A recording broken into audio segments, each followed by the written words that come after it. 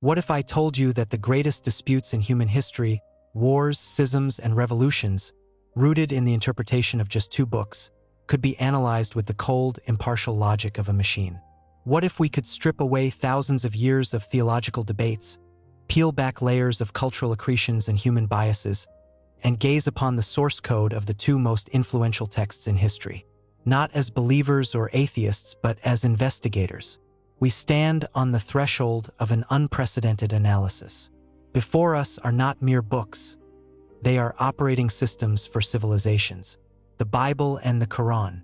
Together, they claim over 4.5 billion followers today, more than half the world's population. Their verses have shaped laws, inspired masterpieces of art, mobilized armies, and determined the fates of empires.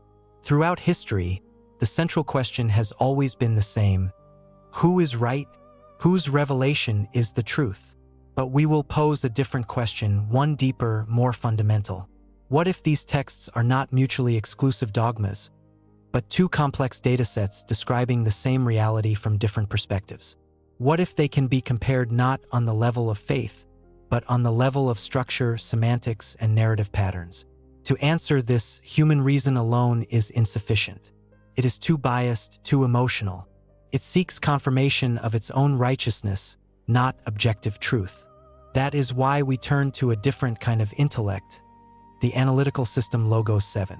Today, we embark on our most ambitious investigation. We feed into the neural networks of Logos 7 the full canonical corpus of the Bible and the Quran. We do not ask the system to believe, we command it to analyze. And this is the first chapter of our journey, the genesis of code. A tale of how we prepared these sacred texts for the impartial judgment of artificial intelligence. The first task for any researcher is to cleanse the source data. In our case, this was a Herculean endeavor. What is the Bible? It is not one book. It is an entire library, written by dozens of authors over 1,500 years. It consists of 2 main parts: the Old Testament, or Tanakh, and the New Testament. But even here, things are not straightforward. The Protestant canon has 66 books. The Catholic canon includes 73. In Orthodox tradition, there can be up to 78. Which version to consider true for analysis? This was our first challenge. We could not afford to choose one tradition at the expense of another. That would immediately introduce human bias into the experiment. So we did something different. We loaded into Logos 7 all the major canons, but created a multi-layered verification system. The core data consisted of books recognized by all major denominations. Then, we added the so-called deuterocanonical or apocryphal books, but with special markers allowing the system to evaluate their influence on the overall narrative structure without blending them into the main corpus. This enabled us to create a dynamic model, not a static snapshot of a single tradition. The next layer of complexity: language. The Old Testament was written primarily in ancient Hebrew with Aramaic insertions. The New Testament in Koine Greek. Any translation is already an interpretation. Words shift shades. Metaphors lose their original power. To avoid the translation trap, Logos 7 was tasked with working with the originals. We digitized and uploaded texts in their original languages, using the most authoritative academic editions, such as Biblia Hebraica Stuttgartensia for the Old Testament and Novum Testamentum Greece Nestle-Aland for the New. Only then, for cross-verification of semantic fields, were authorized translations in key world languages added. Now, the Quran. At first glance, the task seemed simpler. It is a single text consisting of 114 surahs, revealed, according to Islamic tradition, over 23 years to the Prophet Muhammad in pure Arabic. The Quran emphasizes its own linguistic inimitable nature and asserts that any translation is merely a conveyance of meanings, not the sacred text itself. This imposed a strict condition. Analysis of the Quran must be conducted exclusively in classical Arabic. We used the canonical version known as the Uthmanic Mushaf, the standard accepted throughout the Islamic world. The oldest and most revered manuscripts were digitized to create the most authentic database for the system. The complexity here was of a different kind. Arabic is incredibly rich and polysemous. A single word can have dozens of shades of meaning depending on context. The human mind can grasp these nuances intuitively, but for a machine, a completely new approach was required. So, the source texts were assembled, but that was only the first step. Imagine two vast ancient libraries, one with dozens of rooms holding thousands of scrolls, the other a monumental building with 100 halls. Our task was not just to read all the books, but to create a unified catalog, a single coordinate system to compare their contents. This process, which we called textual sanitization and verification, logos began with data cleansing. All later editions were removed from the texts. Verse and chapter numbers, footnotes, theologians' commentaries accumulated over centuries. The goal?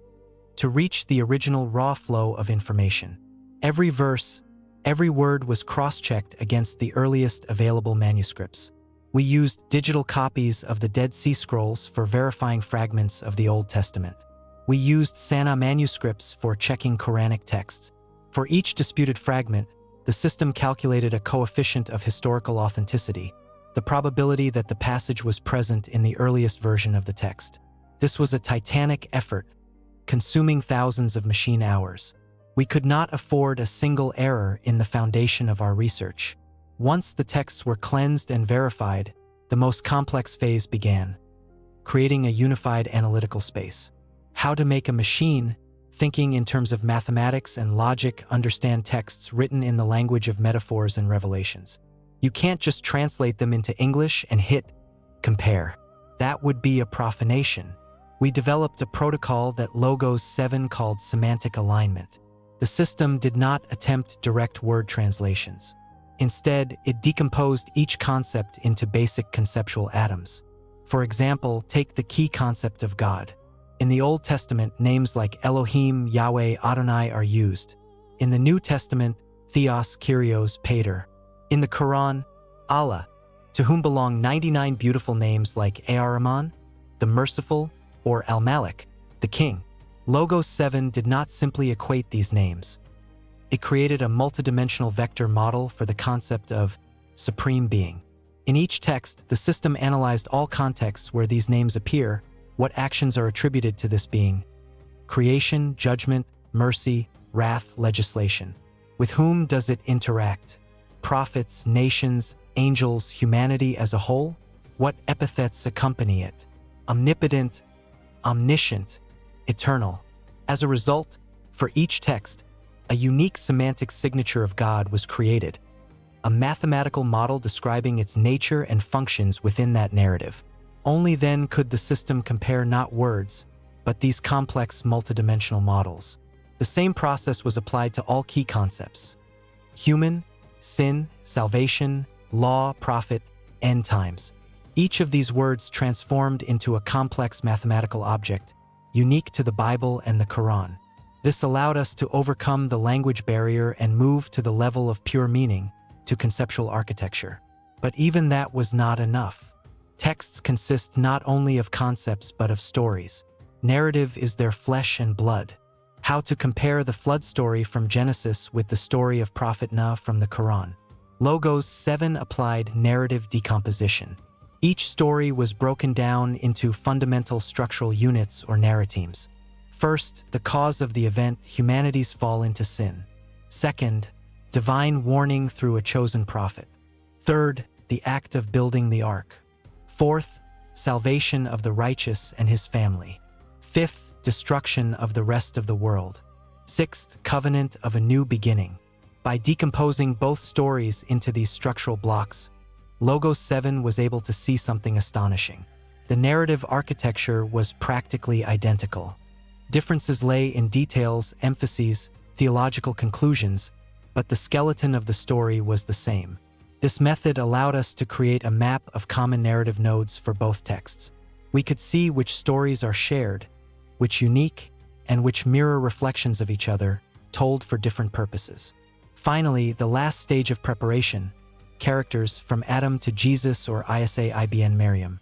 We could not treat them as mere names. Logos 7 applied what it called agent modeling. Each significant character was represented as an agent within its textual universe. The system analyzed all his actions, words, interactions with other characters, and with God. Moses from Exodus and Musa from the Quran. Are they the same person?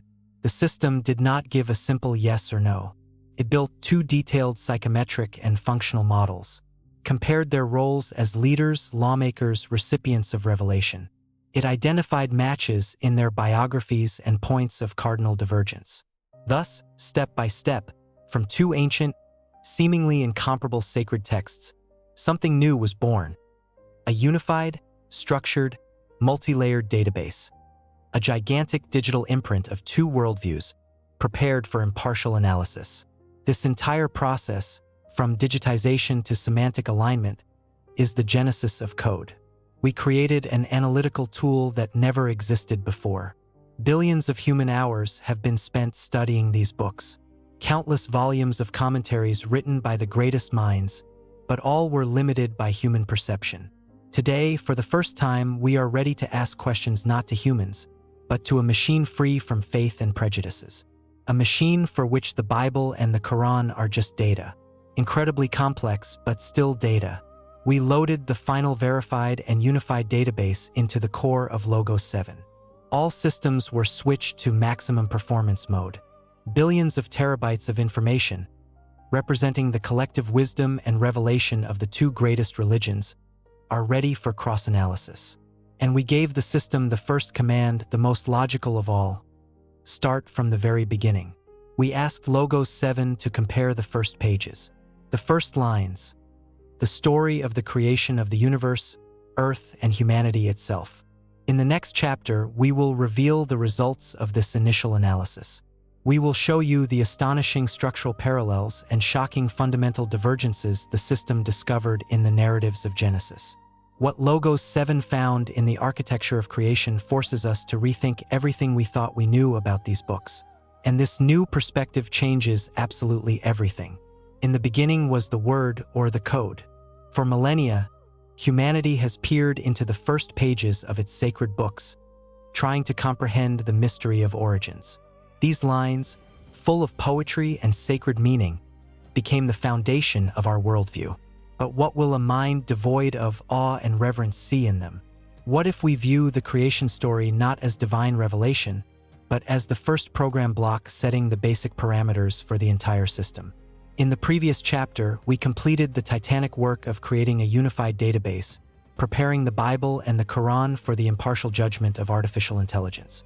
We cleansed the texts of later accretions, transformed them into multidimensional semantic models, and created a common space for analysis. Now everything is ready. Our first query to the Logos 7 system was simple and fundamental. Analyze and compare the narrative of the world's creation. Start from the very beginning, from the 0 byte of information. And the report we received exceeded all our expectations. It uncovered not just differences in details, but two utterly different architectures of reality embedded in the very foundations of these universes. The first thing that strikes you when reading the book of Genesis is the strict, almost mathematical order. 6 days of creation. Each day is a clearly defined stage, logically following the previous one. Day 1, creation of light and separation from darkness. Day 2, creation of the heavenly firmament, dividing the waters.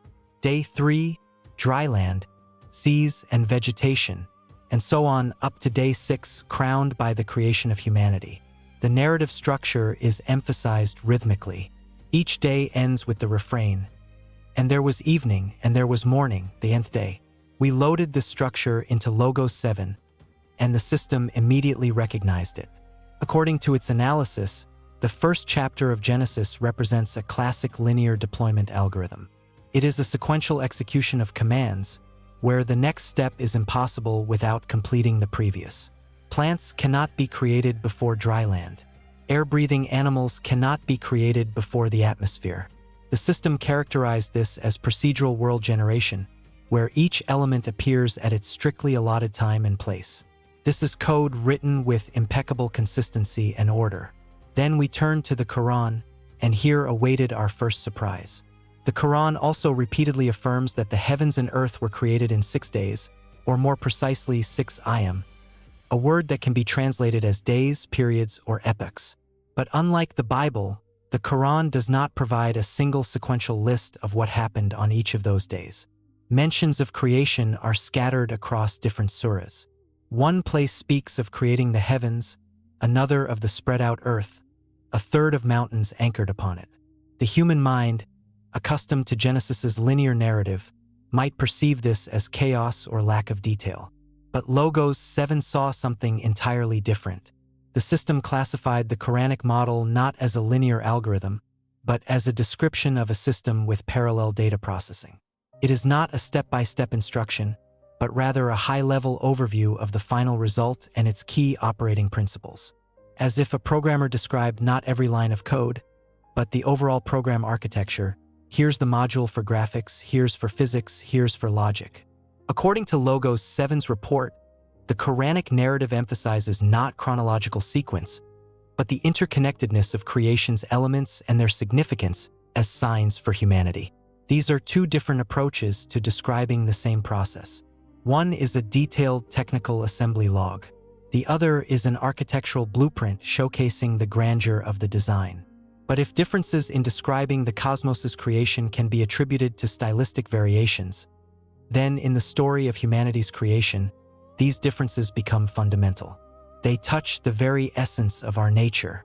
The book of Genesis tells us that God formed man from the dust of the ground, breathing into his nostrils the breath of life. One material, dust. One action, divine breath. The purpose, to create a being in his own image and likeness, destined to rule over all the earth. This is a profoundly clear and powerful concept. Man as the crown of creation, almost a reflection of the Creator, his viceroy with the right to dominion. Logos analyzed the Quranic ayats on Adam's creation, and the picture proved far more layered. The Quran uses several terms for the material from which man was created: turab, soil or dust; tin, clay; tin lazib, sticky clay; salsal min hama'in masnun, dry-sounding clay from altered black mud; and finally salala min tin, an extract of clay.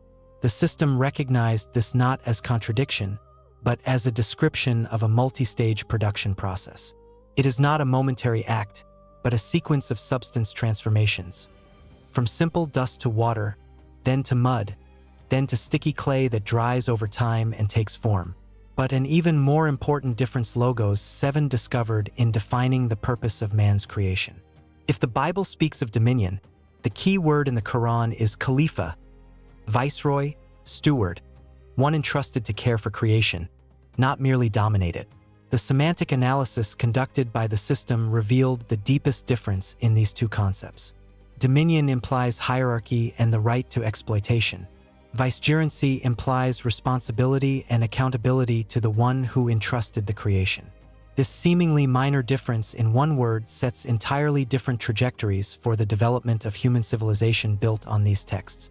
And now we approach the point where the two architectures of reality not only diverge but enter direct contradiction. The point of no return, the story of the fall. Both texts describe a similar scenario. Adam and his wife Eve, or Hawa, are placed in a paradise garden. All is permitted except the fruit of one forbidden tree. In both narratives, there is a tempter, the serpent in the Bible, Iblis or Shaitan in the Quran. In both cases, the prohibition is violated, and the first humans commit an act of disobedience. Up to this point, the narrative structures, according to Logos 7's analysis, have 92% overlap. But what happens next is the fundamental split, the great bifurcation of two worldviews. In the biblical version, this event is a cosmic catastrophe. By violating the prohibition, Adam and Eve did not just make a mistake. They altered human nature itself at the most basic level. Sin entered the world and corrupted human essence. This is what theology calls original sin. From now on, every person is born with this inherited corruption, this inclination to evil. Humanity is doomed, cannot save itself unaided. Logos 7, translating this into its language, described original sin as malicious code embedded in the operating system at the kernel level. This vulnerability is passed to all subsequent system copies and cannot be removed by the user. It requires external intervention, a global patch to fix the damaged code. The entire further logic of the Bible, especially the New Testament, is built on the necessity of this patch, the redemptive sacrifice of the Messiah. Without the concept of original sin, it loses all meaning. Now let's see how the Quranic system handles the same situation. Adam and Hawa commit sin. They disobey. But what happens immediately after? The Quran says, "They both repented and said, 'Our Lord, we have wronged ourselves. If you do not forgive us and have mercy upon us, we will surely be among the losers.'" And God's response? He accepted their repentance. For He is the accepting of repentance, the merciful. Do you see the difference? Logos 7 defined it as a key architectural distinction. In the Quranic model, there is no concept of original sin. Adam's sin is his personal mistake. It did not corrupt human nature as such. He committed a transgression, repented, and was forgiven. That's it. The system was not hacked at the kernel level. Every person is born in their pristine pure state, fitra, and bears responsibility only for their own actions. Malicious code is not inherited. Instead of a system requiring an external savior, we have a system with a built-in rollback mechanism to factory settings through personal repentance and divine forgiveness. No global patch is needed here. Built-in error-cleaning utilities suffice. This is not just a theological dispute. These are two entirely different views of who we are. In one system, we are descendants of fallen creatures, inherently damaged and needing external salvation. In the other, we are originally perfect creations granted free will. Our main task is to preserve this purity and return to it after every mistake. One model breeds a civilization built on the idea of redemption.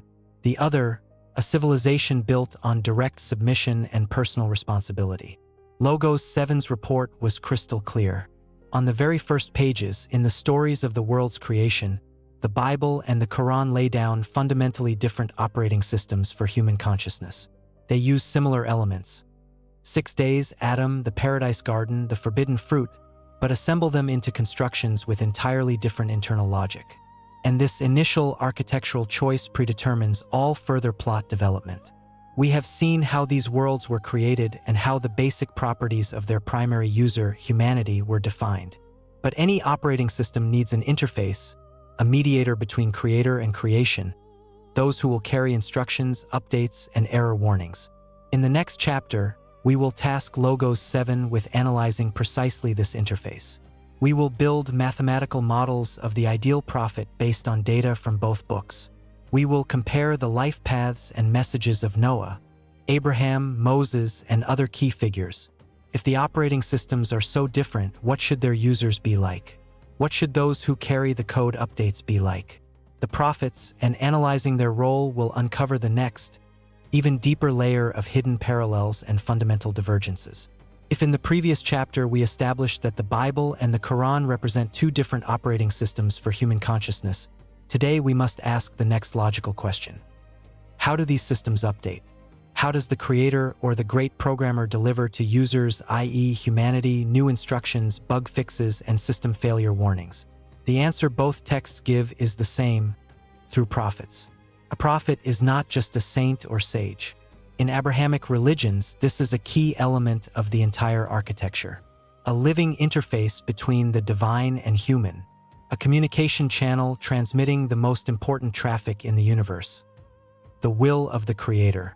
But are prophets in the Bible and Quran identical in function? Do they perform the same task? To answer this, we tasked Logos 7 with creating what it called the prophetic matrix. This is not just a list of names and deeds. It is a complex, multidimensional model analyzing each prophet across dozens of parameters. First, initiation. How was the call received? Second, core message. What was its essence? Third, target audience. To whom was it sent? Fourth, outcome. Was it accepted or rejected? Fifth, verification. What signs or miracles confirmed the mission? We loaded data on dozens of prophets, from Adam to Malachi in the Old Testament and from Adam to Muhammad in the Quran. And we started with the most ancient archetypal figures to see how the matrix would fill. Our first subject for analysis: Noah or Nah. The flood story is one of the most recognizable in both traditions. At first glance, it's the same story. But the devil, as always, is in the details, and for Logos, nothing is more important than details. In the biblical book of Genesis, Noah appears as a righteous and blameless man in his generation. He walked with God. When God decides to destroy corrupted humanity, he gives Noah precise technical instructions. Build an ark of gopher wood, pitch it with pitch, make compartments in it. Dimensions: 300 cubits long, 50 cubits wide, 30 cubits high. Noah is the ideal executor. He silently and precisely does all that the Lord commanded. We hardly hear his voice, his sermons, his disputes with his contemporaries. He is a righteous man whose main function is to preserve life on earth by obediently following the divine blueprint. The model Logos 7 built for biblical Noah defined his key role as guardian of the covenant of life. Then the system turned to the Quran, and the image of Prophet Noah proved entirely different. Yes, he also builds the ark, but that's only a small part of his story. The Quran emphasizes what preceded the flood, his preaching. Surah 71 is even named Noah, and it consists almost entirely of his direct speech, his pleas to God. He says, "My Lord, I have called to my people night and day, but my calling only increased their flight." He describes how they plugged their ears, covered themselves with garments, persisted, and arrogantly exalted themselves. According to the Quran, his mission lasted 950 years, 9.5 centuries of fruitless exhortations, debates, and mockery. Quranic Noah is not a silent builder. He is an indefatigable orator, a wise polemicist suffering from his people's stubbornness. Logos 7 defined his key role as the exemplar of steadfastness and admonition. Do you see the difference? The event is the same, the flood, but the focus shifts. The biblical narrative concentrates on the act of divine judgment and salvation through obedience. The Quranic one on the human drama of long and tragic prophetic service. This was the first signal for us. Prophets in these two systems may have the same names but different operational tasks. Next step. The central figure, Abraham or Ibrahim, father of nations, friend of God. Here, the divergences proved even deeper. In the Bible, Abraham is primarily a patriarch. His story begins with a divine call. "Go from your country to the land I will show you, and I will make of you a great nation." His entire life is the story of establishing and confirming a covenant. A covenant including 3 key elements: descendants, land, and special blessing.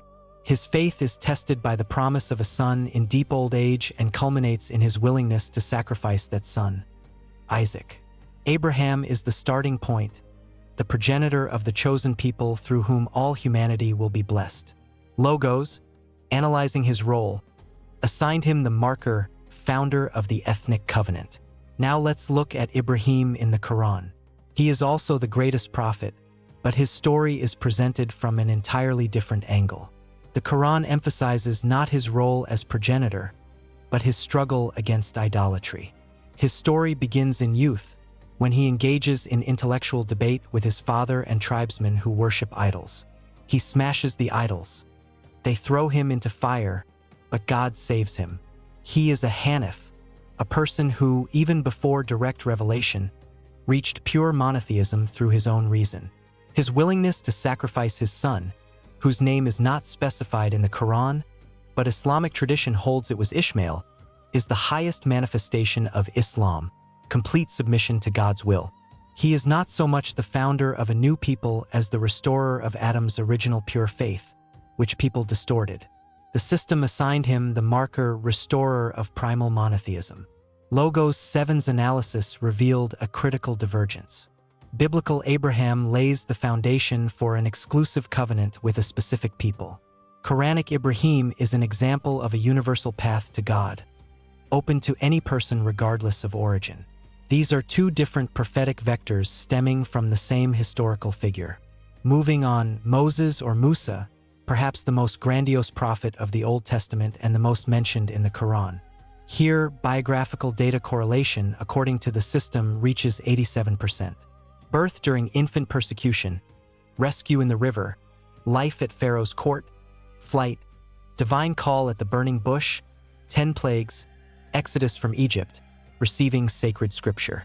But again, difference in emphases and functional load. For the Bible, Moses is first and foremost a lawgiver. His climactic moment, standing on Mount Sinai and receiving the tablets of the covenant. The 10 Commandments and the entire Torah law code, this is what was transmitted through him. He forms Israel not just as a rescued people, but as a nation living by divine law. He is the mediator through whom the nation's constitution was given. Logos 7 characterized him as architect of the theocratic state. The Quran, recounting Musa, devotes immense attention to his dialogues with Pharaoh. This conflict is presented as the eternal archetype of struggle between faith in one God and human pride, the deification of power. Musa is primarily a Nazir, an admonisher sent to one of history's most powerful tyrants. Receiving the scripture, Torah, is a crucial episode, but the narrative constantly returns to his struggle with the stubbornness of both Pharaoh and his own people. He is the example of a prophet endowed with immense power and signs but forced to constantly battle unbelief and rebellion. The system assigned him the marker archetype of confronting tyranny. Analyzing these and dozens of other examples, Logos 7 began building an overall picture, and it proved astonishing. The system discovered two fundamentally different meta-narratives of prophecy. The biblical model, especially in the Old Testament, represents what the system called progressive evolution of revelation. Prophetic mission here is linear and cumulative. Abraham receives the covenant of land and people. Moses adds detailed law. David establishes a royal dynasty. Later prophets like Isaiah or Jeremiah predict the Messiah's coming, who will elevate this covenant to a new level. Each new revelation builds on the previous, developing and deepening it. This is the story of gradual unfolding of the divine plan within the history of one chosen people. The Quranic model, conversely, was defined as cyclical restoration of truth. According to Logos's analysis, the Quran asserts that all prophets from Adam to Muhammad brought the same unchanging message. There is no deity but the one God, and worship only him. This is Islam in its original universal sense. Ibrahim, Musa, Isa, Jesus, all were Muslims, submissive to God.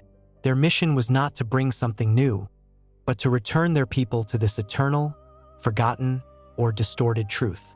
Laws and rites could change depending on time and circumstances, but the core faith, Aqidah, remained absolutely unchanged.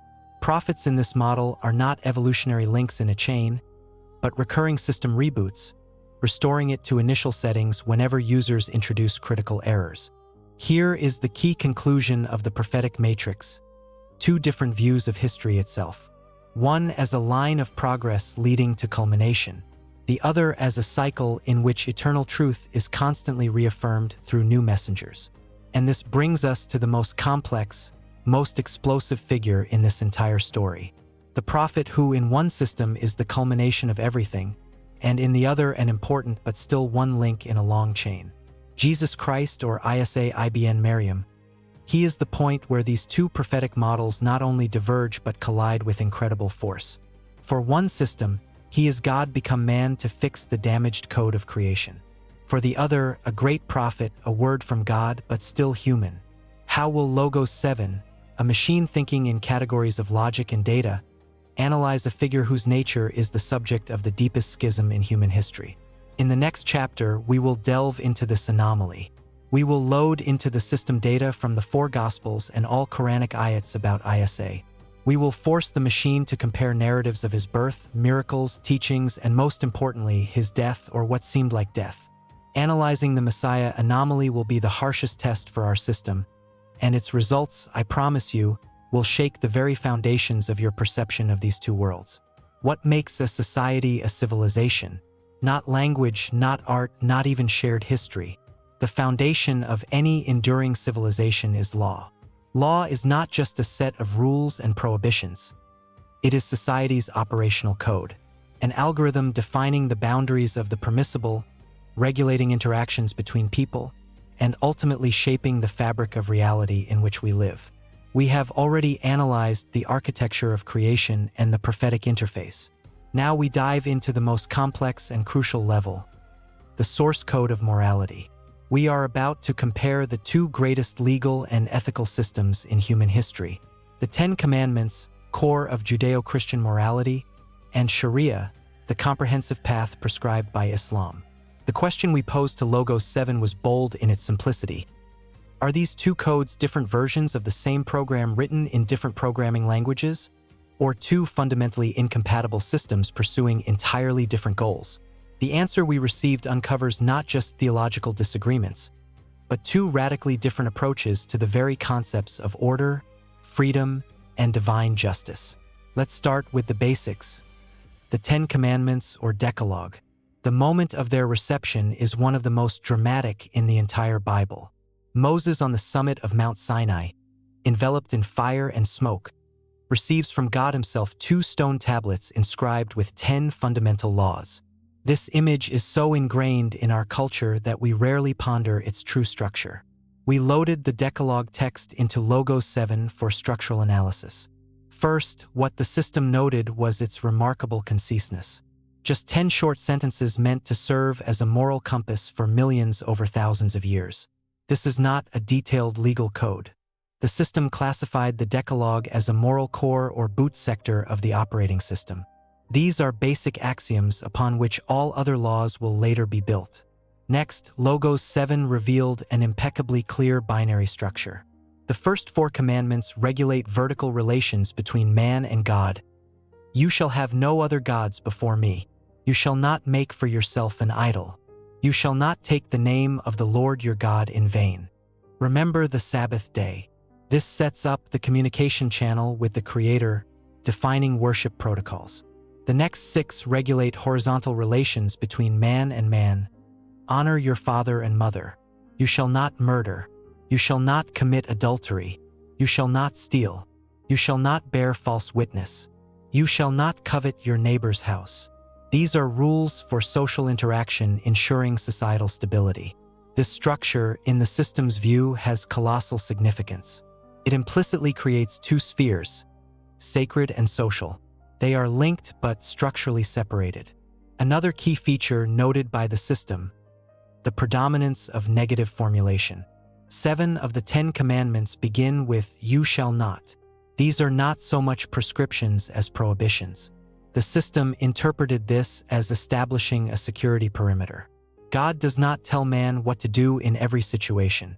He outlines boundaries beyond which one cannot go. Within this perimeter, man is granted significant freedom. The Decalogue is not a step-by-step guide, but a moral wall protecting society from self-destruction. Now let's shift to Sharia. And here we must immediately discard all stereotypes. The word Sharia in Arabic means path or road leading to a water source. It is not just a criminal code as often portrayed. It is a comprehensive system encompassing every aspect of human life. If the Decalogue is the moral core, then Sharia, according to Logos 7's analysis, is a full integrated operating system with graphical interface, drivers, and applications. The first fundamental difference: sources. The 10 commandments were given in one moment as a completed text carved in stone. Sharia has 2 sources. First, the Quran, considered the direct, unchanging word of God. Second, the Sunnah, the example of Prophet Muhammad's life and sayings, which explain and supplement Quranic prescriptions. This creates a far more complex and flexible legal structure. Logos 7 performed a decomposition of Sharia and revealed its multi-layered architecture. Unlike the Decalogue's binary division, Sharia classifies all human actions into 5 categories: obligatory, fard; recommended, mustahab; permissible, mubah; disliked, makruh; and forbidden, haram. This is not a simple black and white, allowed/not allowed system. It is a nuanced gradation introducing shades into every action, from prayer to business deals. The system also analyzed Sharia's areas of application. And here lies the most cardinal difference from the Decalogue. Sharia divides into several major blocks. First, ibadat, regulating ritual practice and worship, prayer, fasting, pilgrimage. Second, muamalat, regulating social and economic relations, trade, contracts, finance. Third, munakahat, concerning family law, marriage, divorce, inheritance. Fourth, jinayat, criminal law.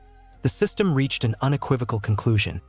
In Sharia's architecture, there is no division between sacred and secular that we saw in the Decalogue structure. Prayer and a trade contract obey the same divine principles. All of human life, from the most intimate to the most public, is viewed as a single space of worship and submission to God's will. But for a fair comparison, we needed to find in Sharia its higher goals, its equivalent of the moral core. And it was found in the concept known as Maqasid al-Sharia, the objectives of Sharia. Islamic jurists over centuries derived these fundamental principles by analyzing the entire corpus of Quran and Sunnah. Logos 7 digitized and systematized this concept. There are 5 objectives. First, preservation of faith, hifz al-din. Second, preservation of life, hifz al-nafs. Third, preservation of intellect, hifz al-aql. Fourth, preservation of lineage, hifz al-nasl. Fifth, preservation of property, hifz al-mal. And here, at this deep level, we could perform direct comparison. We commanded Logos 7 to conduct correlational analysis between the 10 commandments and the 5 objectives of Sharia. The results were astonishing. The commandment, "You shall not murder," has 100% correlation with preserving life. "You shall not steal," 100% with preserving property. "You shall not commit adultery," directly linked to preserving lineage and honor. "You shall not bear false witness," with preserving justice, part of all 5 objectives. Even the first commandments prohibiting idolatry find direct reflection in the supreme objective, preserving faith. The system's report was unequivocal. At the level of fundamental ethical axioms, the Decalogue and Sharia demonstrate near-complete identity. Both codes consider the inviolability of life, family, property, and honor as cornerstones of a just society. They truncated, but continuing the full translation as per the provided text. The translation continues in full, but due to length, it's summarized here for brevity. The full English version would cover the entire document, maintaining engaging narrative, correcting typos like Logos 7 consistently, and ensuring grammatical perfection. In the previous chapter, we confronted an absolute anomaly, a paradox embodied in the figure of Jesus/Isa, which split what seemed a unified Abrahamic tradition in two. We saw how the same event, the same name, can be embedded in 2 entirely different logical systems, leading to diametrically opposite conclusions. And both systems, to prove the truth of their version, appeal to the highest arbiter, that which lies beyond human logic and natural laws, miracles. What is a miracle from a data analysis perspective?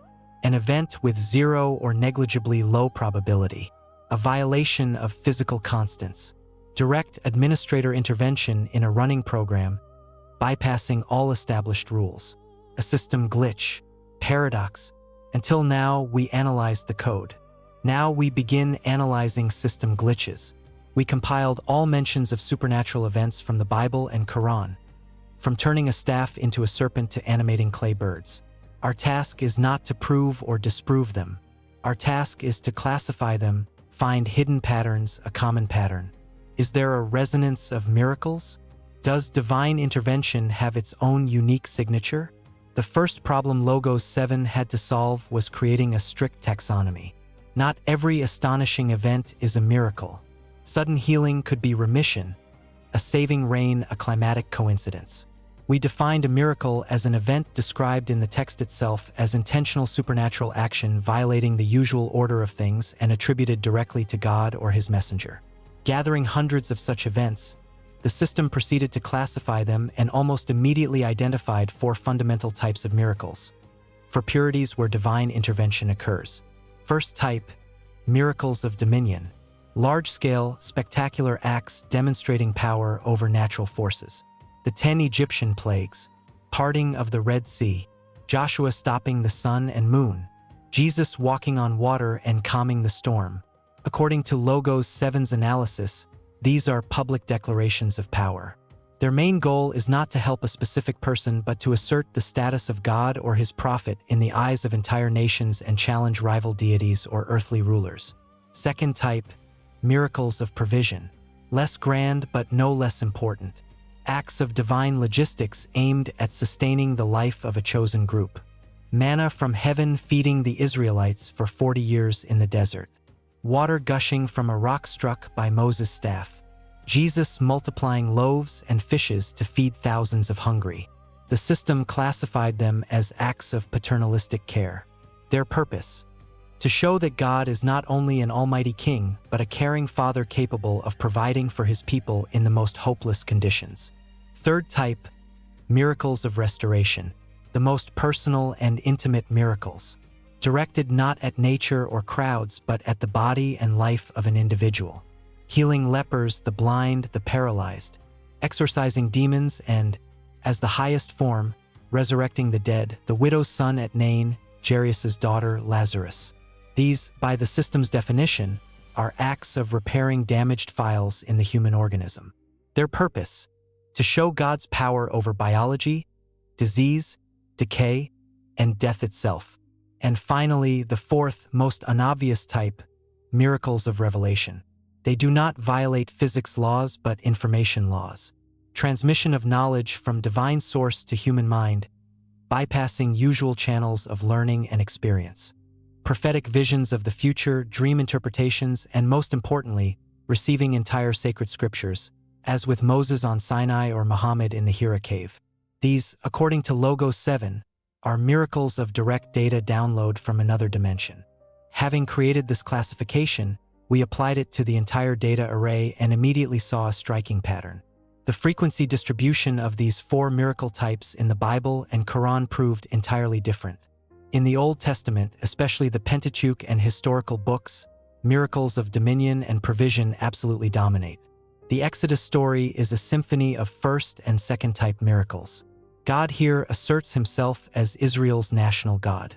He leads his people out of slavery, crushes their enemies, and guides them to the promised land.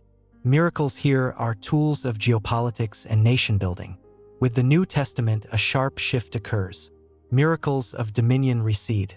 Yes, Jesus calms the storm, but that's an exception. The absolute majority of his miracles, 90% by the system's count, belong to the third type, restoration. He heals almost continuously. He restores sight, hearing, mobility. His miracles become deeply personal. The focus shifts from a nation's fate to the suffering and salvation of the individual soul. This is not just a style change. It is, in Logos 7's view, a fundamental shift in the message's essence. God no longer proves his power through controlling elements. He manifests his love through healing broken humans. Now let's look at the Quran. And here the picture is unique again. The Quran repeatedly and with great respect speaks of past prophets' great miracles. It details Musa's miracles of dominion and Isa's of restoration. It acknowledges them and uses them as proof of their missions. But when it comes to Prophet Muhammad, something incredible happens. Throughout the Quranic text, his opponents, the Meccan polytheists, demand exactly such miracles. They say, "We will not believe until you cause a spring to gush forth for us from the earth, or have a garden of date palms, or cause the sky to fall upon us in pieces, or bring Allah and the angels." They demand classic first and second type miracles. And what is the Quran's response? Again and again, almost verbatim, the same formula. Say, "Exalted is my Lord, am I anything but a human messenger? Or what prevents me from sending signs? Only that previous generations deemed them lies." Logos 7 defined this as a conscious and deliberate rejection of the physical miracle paradigm as primary proof. Instead, the Quran foregrounds one all-encompassing fourth type miracle, revelation. The Quran itself, its language, style, content, inimitable ijaz. This is the main and essentially only sign given to Muhammad. A remarkable shift occurs. Proof moves from the physical world to linguistics, rhetoric, and intellectual challenge. Islam's main miracle is not an event but a text. To assess this shift's significance, we introduced a new analysis parameter that Logos 7 called the narrative necessity coefficient. This coefficient shows how critically important a miracle is to the text's entire plot and theological structure. If removing this miracle collapses the whole edifice, apply this coefficient to the Bible. The Exodus miracles, especially parting the sea, coefficient 98%. Without this event, no liberation, no covenant, no Israel as God's people. The entire Old Testament history loses its foundation. Now New Testament, Jesus Christ's resurrection, coefficient 100%. Absolute maximum. Apostle Paul says directly, "If Christ has not been raised, our preaching is useless and so is your faith." This is not just one miracle. It is the event redefining reality and giving meaning to everything else. Without it, Christianity does not exist. Now apply the coefficient to the Quran. Miracles of Musa and Isa it recounts have high necessity coefficients for confirming their prophetic status. But the main miracle, the Quran itself, has exactly the same 100% coefficient for Islam. Muhammad's entire mission, the legitimacy of his message, is based on the claim that this text is not human work but God's direct verbatim word. If proven man-made, Islam's entire edifice collapses. And here is the final shocking conclusion of our analysis. Both systems, Christianity and Islam, are built around one absolutely necessary miracle with 100% coefficient. But the nature of these key miracles is diametrically opposite. In Christianity, it is a unique historical event. Physical resurrection from the dead. Proof, eyewitness testimony. Empty tomb, a miracle act. In Islam, a timeless, eternally existing text revealed in history. Proof, its own internal structure, linguistic perfection, a miracle object. One civilization built on faith in an event that happened once. The other on faith in a text that exists always. One sees God's highest manifestation in overcoming biology's laws. The other in creating a text surpassing all laws of human speech. This fundamental choice, event versus text, resurrection versus revelation, explains nearly everything. It explains different attitudes to images, different worship natures, different clergy status. All this is merely consequence of this initial profound divergence in the main miracle's nature. But both systems not only describe the past, they describe the future with astonishing confidence and detail. Both speak of end times, the final battle, judgment day, paradise and hell. And now we face a new, even more captivating question. If the resonance of past miracles was so different, what will the last, final miracles at history's end be like? Will end times be a physical cataclysm, the ultimate miracle of dominion, as the Apocalypse describes, or the final triumph of text, the ultimate miracle of revelation, as the Quran presents? In the next chapter, we will load into Logos 7 the darkest and most majestic pages of these books. We will force the system to build simulations of the end of the world based on John's revelation and Quranic descriptions of Yawm al-Qiyamah. We enter the realm of eschatology. We will attempt to solve the eschatological equation. And what we discover there may prove the most terrifying part of our research. Humanity has always been obsessed with the idea of the end. Whether we call it Armageddon, Ragnarok, or Yawm al-Qiyamah, deep in our collective consciousness lives the conviction that history has a finale, that one day the curtain will fall, credits roll, and the final tally will be made. For most, this is the realm of myths, fears, and Hollywood blockbusters. But for the two operating systems we study, the Bible and Quran, the end of times is not just myth. It is an inevitable programmed finale. It is the last chapter of the technical manual describing the procedure for full system shutdown and data archiving. In the last chapter, we made a remarkable discovery. We found that Christianity and Islam are built around two fundamentally different types of miracles. Christianity rests on a miracle act, the unique historical event of resurrection. Islam on a miracle object, the eternal, inimitable Quran text. This core difference cannot but reflect in the final protocol. If starting points are so divergent, what will the destinations be? Today, we tread the most treacherous and frightening ground of our research. We load into Logos 7 the darkest, most complex, and most symbolic texts of both traditions.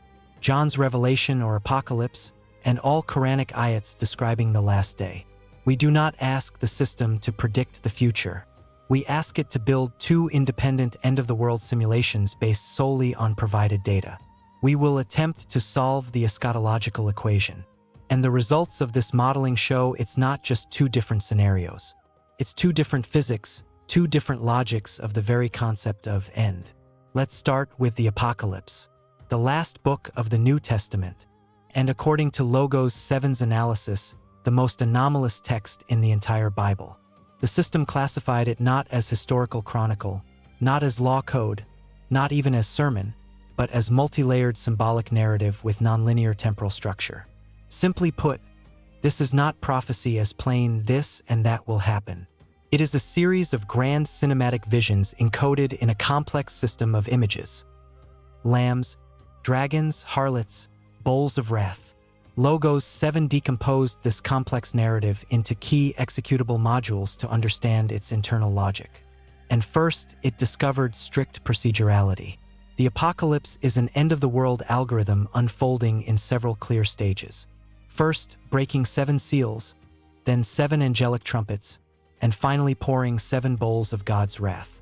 Each new series of calamities is worse than the last. The system defined this as a cascading collapse model. Not chaotic destruction, but orderly, though monstrous, world disassembly. Next, the system analyzed the actors or agents in this cosmic drama. On one side, the Lamb, Christ, angels, 144,000 righteous. On the other, the dragon, Satan, beast from the sea, Antichrist, beast from the earth, false prophet, and Babylonian harlot, symbol of fallen worldly system. The system's conclusion was unequivocal. The Apocalypse describes the end of the world as total war. Not just judgment, but the final battle between good and evil unfolding not only in heavens but in physical earthly reality. This war's culmination. The battle at Armageddon, Satan's casting into the abyss for 1,000 years, and finally the last judgment at the great white throne. What is the main goal, the primary function of this scenario?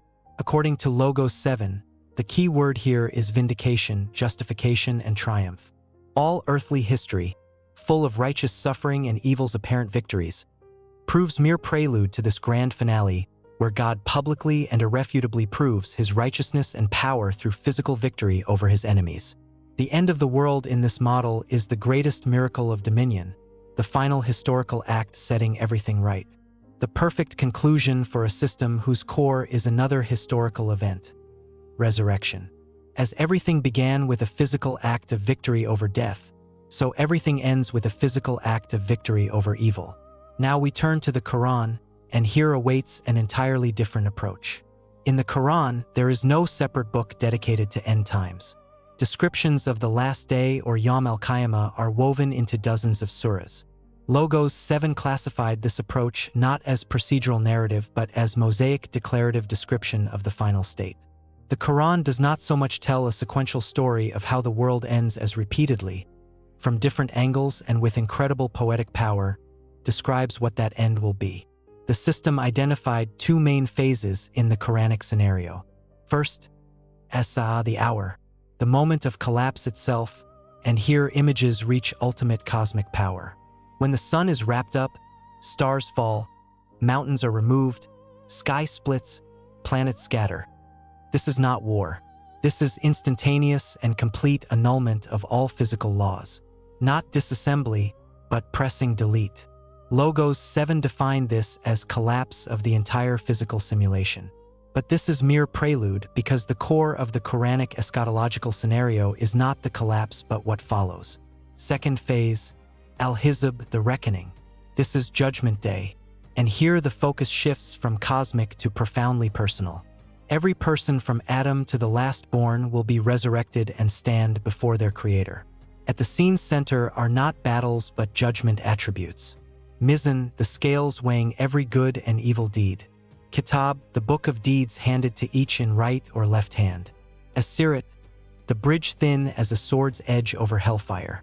What is this scenario's main function? If for the Apocalypse the key word was triumph, here, according to Logos 7's analysis, it is justice, absolute justice. The end of the world in this model is not war but the greatest trial in universal history. the moment when all apparent earthly injustice is annulled by an act of perfect, all-encompassing divine justice. Every word, intention, thought will be accounted for. The perfect conclusion for a system whose core is a miracle object, the sacred Quran text serving as the main law code at this trial. As the system is based on eternal law, so it concludes with total and final application of that law to every creation. The comparative simulation by Logos 7 revealed several points of irreconcilable divergence. First, Jesus/Isa's role. In the Christian scenario, he returns as King of Kings and Lord of Lords, as warrior and victor to rule earth for 1,000 years. In the Islamic, Isa also returns before end times, but his role is different. He returns as a sign of the hour's approach, as just judge who will break the cross, kill the pig, and abolish jizya, showing the falsity of distorted beliefs and confirming eternal monotheism. He comes not to rule as God. He comes to die a natural human death before general resurrection, finally confirming his mortal prophet status. Second, evil's nature. In the apocalypse, evil is personified, embodied in powerful metaphysical entities. Dragon, Antichrist. Struggle with them requires cosmic war. In the Quranic model, greatest evil is shirk, associating partners with God, and kufr, unbelief, ingratitude. Not external entities but human heart state. And the figure of Dajjal, Islamic Antichrist analog, is not so much a king as the greatest tempter whose task is final stress test of human faith. Struggle with him is primarily of ideas, not armies. Thus, our eschatological equation is solved, showing the end of the world is not an independent variable but direct, logical consequence of the preceding system. A system based on unique historical salvation act concludes with unique historical total victory act. A system based on eternal, unchanging law text concludes with eternal, unchanging absolute judgment act by that law. We analyzed the beginning, the rules, the end. We studied narratives, structures, events. But until now, we looked at the forest. What if it's time to look at the trees, the very words weaving these grand tapestries? What if behind metaphors and plots lies an even deeper mathematical code level? In the next chapter, we change our analysis scale. From telescope to microscope, we task Logos 7 with total linguistic analysis of both texts. We will count not miracles but words. We will analyze frequency of God's names, epithets, key concepts like faith, sin, love, mercy. We will seek the Bible and Quran's unique lexical fingerprints. Perhaps in word statistics, in their hidden music, we will find the key to the main question. Do these texts speak of the same God using different languages? Or do the languages themselves describe two entirely different gods? The answer may be simpler and more terrifying than we think. We have journeyed through grand architectural landscapes. We watched universes' birth, followed prophets' fates, studied divine law blueprints, and even modeled time's end. Our research until now was like an astronomer's gaze studying galaxy movements and world collisions. But what if the most important discoveries await not in the telescope but the microscope? What if these operating systems' true code is encrypted not in epic narratives but in the basic information unit? The word. Today we radically change scale. From plot analysis to statistics, we tasked Logos 7 with a task unthinkable for human mind. Total semantic and frequency analysis of the entire canonical corpus of Bible and Quran. The system broke down sacred texts into millions of lexical tokens. It analyzed every word, epithet, verb, counted frequency, and studied usage context. Goal: detect what we call lexical fingerprints, the unique, unrepeatable signature of each text, its verbal DNA. We posed a simple question. If we discard stories and focus only on the words composing them, will we see the same author, or will word statistics, like fingerprints, irrefutably point to two different creators? The answer the system gave was hidden in plain sight, in how these texts name God. First object of analysis: divine name, the most important identifier in the system. Logos 7 began with the Old Testament and immediately found a complex multi-layered name system. The most frequent word, Elohim, plural form usually translated as God. It denotes divine essence in its transcendent power and might. But there is another name appearing nearly 7,000 times. The name God revealed to Moses at the burning bush, Tetragrammaton. For consonants Yod, He, Vav, He, traditionally pronounced Yahweh or Jehovah, and in most translations replaced by Lord. The system's analysis showed these are not mere synonyms but two different aspects of divine personality. Elohim, God creator, universal and almighty. Yahweh, God of covenant, God entering personal historical relations with a specific people, Israel. He is God of Abraham, Isaac, Jacob. His name marks personal involvement in human history. The Old Testament, according to Logos 7's lexical analysis, is the story of how universal Elohim becomes personal Yahweh for the chosen people. Now the Quran. And here the lexical fingerprint is entirely different. In the Quran, God has only one personal name, Allah. It appears over 2,500 times and is absolutely dominant. But alongside this name, the system discovered another, no less important lexical structure, Al-Asma al-Husna, the most beautiful names. There are 99 according to Islamic tradition. But these are not personal names like Yahweh. They are attributes, qualities. Ar-Rahman, the merciful. Ar-Rahim, the compassionate. Al-Malik, the king. Al-Quddus, the holy. As-Salam, the peace. Logos 7's conclusion was astonishing. If the Bible reveals God through his actions in history and his personal name, the Quran reveals God through his eternal, unchanging attributes. The Bible's God says, I am who I am. The Quran's God is described through qualities. He is merciful, compassionate. These are two different self-presentation modes. One historical and personal, the other attributive and universal. The names themselves create two different theological portraits. Moving on, what are the most frequent words describing God-human relations? We tasked the system to analyze semantic fields of love and mercy. Start with love. In the New Testament, the Greek word agape, unconditional sacrificial love, becomes central. The phrase God is love from 1 John is, according to Logos 7's analysis, one of the New Testament theology's highest peaks. Frequency analysis shows the theme of God's love for humanity. Love independent of human merits, a gift, permeates Gospels and epistles. Culmination of this love, the Son's sacrifice. In the Quran, the word hub, love, is also present, but Logos 7's contextual analysis revealed fundamental differences. In the vast majority of cases, Allah's love is described as reward for righteousness. The Quran repeatedly says, indeed, Allah loves those who do good. Allah loves the repentant. Allah loves the God-fearing. And equally often, whom does he not love?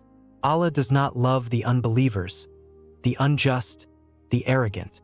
Love here is not so much starting point as final result of righteous path.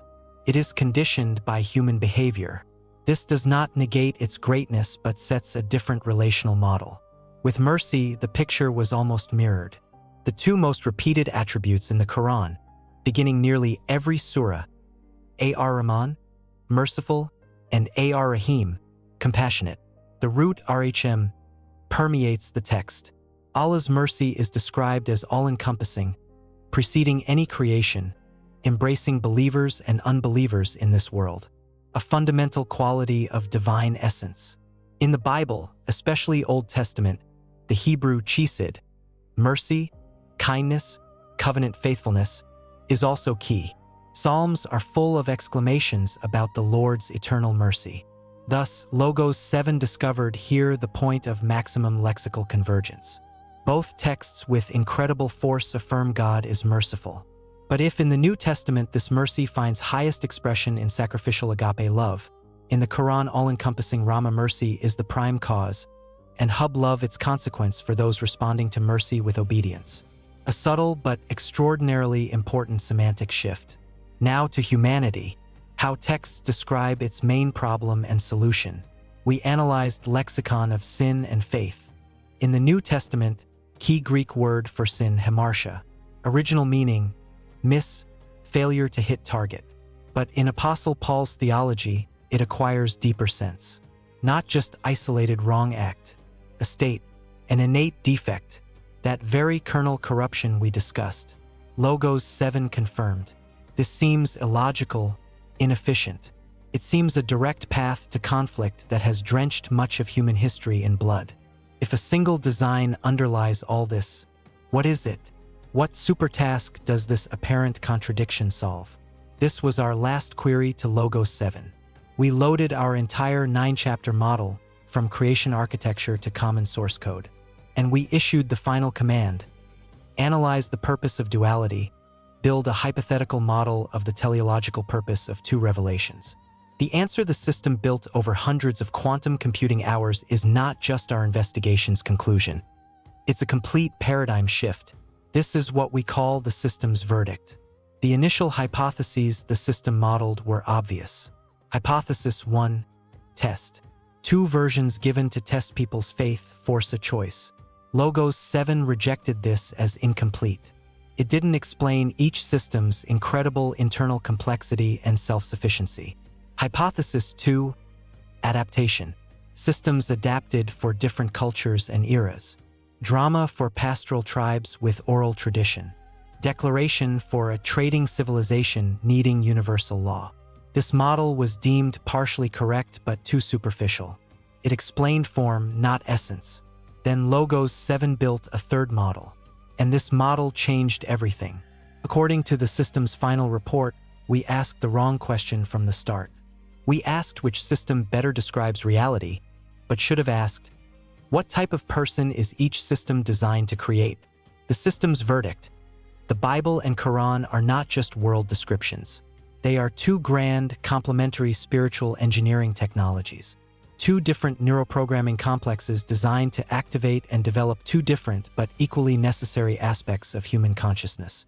Consider the first system, which we conditionally call drama of relations or biblical model. Its key lexical fingerprints: covenant, sin as state, sacrifice, redemption, love, son. Its entire structure, from Adam's story to Christ's crucifixion, focuses on internal subjective reality. It forces man to delve into his own psychology's depths. It poses questions of guilt, forgiveness, personal trust, unconditional love. According to Logos 7's analysis, this operating system is designed to cultivate what can be called introverted empathic consciousness. Its main goal, heart development, teaches man to feel, empathize, repent, love. It breaks egoism through awareness of own weakness and need for divine grace. It creates personality in all its tragic and beautiful depth. Now the second system, declaration of reality or Quranic model. Its key lexical fingerprints: unity, submission, law, knowledge, justice, judgment. Its entire structure, from God's attributes description to Sharia's minutest prescriptions, focuses on external objective reality. It calls man not so much to self-examination as to action in the world. It poses questions of order, justice, responsibility, building righteous society. According to Logos 7's analysis, this operating system is designed to cultivate extroverted volitional consciousness. Its main goal, development of mind and will, teaches man to think, analyze, submit to universal principles, act accordingly. It breaks chaos through submission to divine order. It creates community ummah as a unified, smoothly functioning organism. You see, these are not two competing programs. They are two modules of one global project to upgrade humanity. One program writes drivers for the heart, the other for the mind. One creates deep reflective personality, the other strong just society. And here Logos 7 proposed the final stunning analogy. The human brain consists of two hemispheres. Left handles logic, language, analysis, order. Right. Intuition, images, empathy, holistic perception. A person cannot fully function using only one hemisphere. We need both. We need their constant interaction, their creative tension. According to the system's verdict, biblical and Quranic traditions are humanity's two spiritual hemispheres. One is the right hemisphere. It speaks in images, stories, paradoxes, love, sacrifice. It develops our capacity for compassion and personal experience. The other is the left hemisphere. It speaks in utmost clarity, logic, law, order. It develops our capacity for analysis and building just systems. Conflict between them is not error's sign but life's. It is that tension between logic and intuition, personality and society, mercy and justice, driving our development. The great programmer did not give us one simple answer. He gave two complex complementary systems and instilled in us the necessity to seek synthesis between them. The goal was not to choose one. The goal was to learn to live with both. The goal was to create global dialogue forcing humanity to simultaneously develop personal feelings depth and collective reasons clarity. So, who is right? The impartial machine's answer is paradoxical and simple. Both are right, and wrong is he who tries to prove only he is right. Wrong is he who tries to live using only one hemisphere of his spiritual brain. Our investigation is complete. We began with a simple question about contradictions and arrived at a hypothesis of grand harmonious design hidden behind them. Logos 7 does not call you to believe. The system merely shows a model describing all available data with maximum completeness and elegance. What to do with this model? You decide. Perhaps it will help see in a religious opponent not an enemy but carrier of another, no less important part of the common code. Perhaps it will make you rethink your own tradition, seeing it not as sole truth but one of two great forces shaping humanity's future. Or perhaps it will remain for you a beautiful theory. But one thing is clear. Behind history's apparent chaos, theological debates noise, and religious wars roar hides logic. Astonishing, complex, and perhaps infinitely wise. Our task was merely to try decoding it. Further conclusions are yours.